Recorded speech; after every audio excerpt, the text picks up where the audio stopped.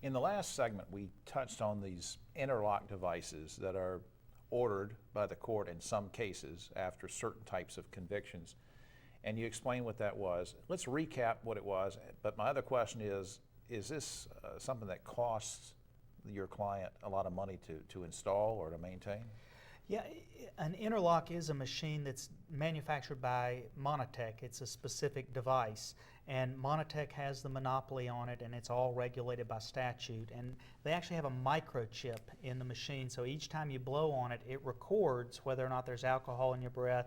It also records what time you're blowing on it, because I've seen violations where somebody tried to start their car at 2 in the morning. Well, their driving privileges didn't allow them to drive at 2 in the morning. And they try and use that Monitech evidence against them at a hearing later, saying they violated their privileges. So it gets complicated, but the machine gets installed. Currently they're charging a $200 installation fee, and then it costs, I believe, $50 a month. That's a rough idea. So it'll cost you another chunk of money if you end up with this interlock device. We talked about the interlock device, and let's say I have one and I paid for it to be installed.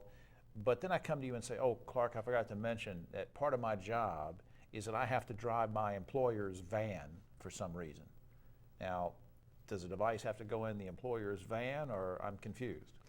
North Carolina does allow an exception if you're driving a corporately owned vehicle that you can, it has to be listed into the privilege, the exact vehicle you're driving. But if you do drive a corporate vehicle for work-related purposes, you do not have to have the interlock installed on that.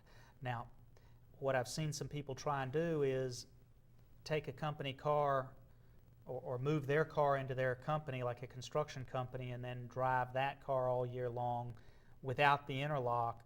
The problem is you still have to have the interlock installed on some vehicle for 1 full year before you can ever get your driving privileges back. Because as you said, that's all very closely monitored. Yes. All right, now coming up, we're going to backtrack a little bit. We've talked about what happens when you refuse to take certain sobriety tests, but we want to put those in a little bit different context, and we'll do that in this next segment.